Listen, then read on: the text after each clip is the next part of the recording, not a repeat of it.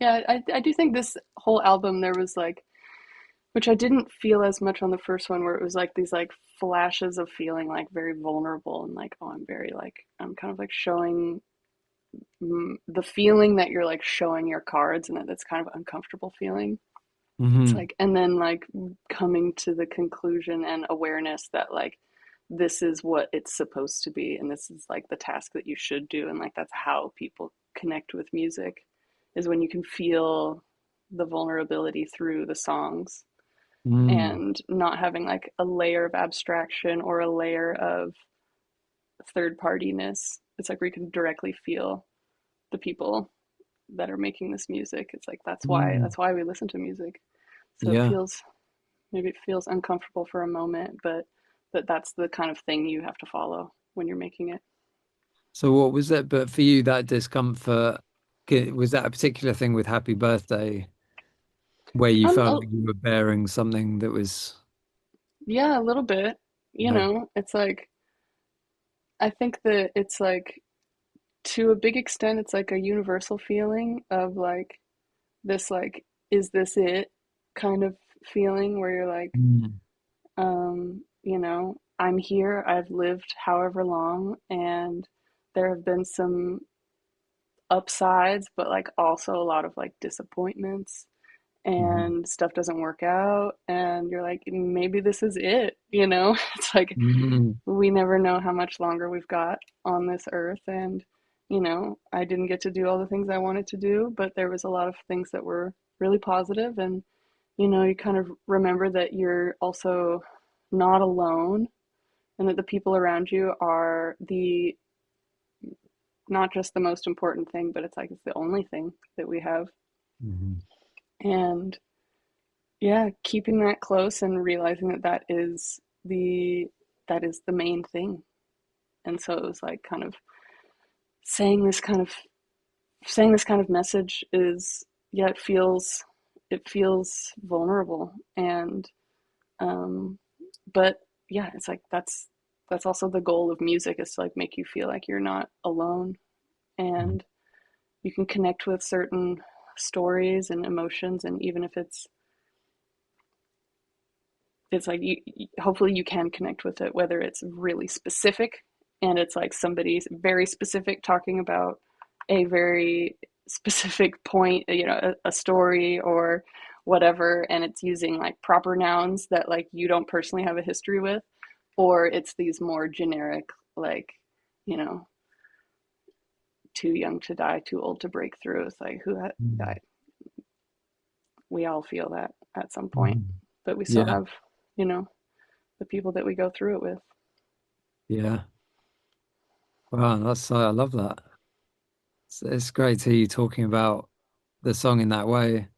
Because I guess, yeah, I was made. I've never thought about the sort of full meaning of that song, but because a lot of it I hear as one-liners almost, Mm, rather than tying together as a full narrative, which is maybe just the way I listen to a lot of songs in general, actually. I've always loved like songs where there's just imagery or, kind of line to line, you're getting a different feeling. mm-hmm. And Same. so yeah, but it's interesting to hear you talk about it in a sort of slightly bigger context. And um but yeah, that line is so good. Too young to die, too old to break through. It's great. Not that that's what we're here to do, is just pat you on the back for your, No, I just, but it's kind of, yeah, it's kind of an intense lyric. You're like, oh. Yeah, yeah, there's something there, something that is to be said. But I remember playing that to when we played that to Nate in his studio in LA. Oh, Nate Campany, that's the other one. Sorry. Yeah. Oh yeah, oh no, I knew I was forgetting somebody. I hadn't even included Nate as another Nathan. Um wow. But yeah, he really latched onto that line as being like that's gotta kind of go towards that line. And Yeah. yeah. Yeah, interesting. Interesting to think of all the different rooms we've heard that song in as well, Yeah. all the different locations and Yeah, playing that um, and like kind of talking through and working through it with Nate was also, I think that at that point you and I had gone through it so many different times and we played in like many different versions of it, you know, and hearing a separate set of ears like really lock on to one part of it, you're like, oh yeah, now that I think about it, like you're right, like that, we've spent so many hours and like, words discussing it, and then you kind mm, of sometimes pass over the most resonant parts of things. yeah. And working with someone who is like, yeah, kind of an outsider to that process, but Mm, is still so like tuned in musically and emotionally, it's like, and you can trust, you're like, okay, cool, like let's follow this and kind of make this the center of gravity. hmm. Yeah.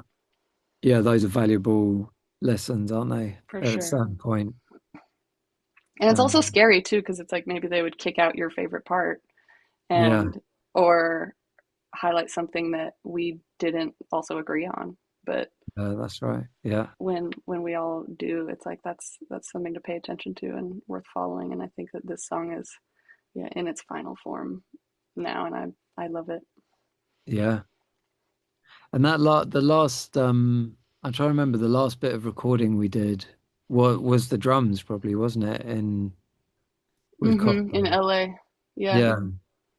Yeah, is that right? Yeah.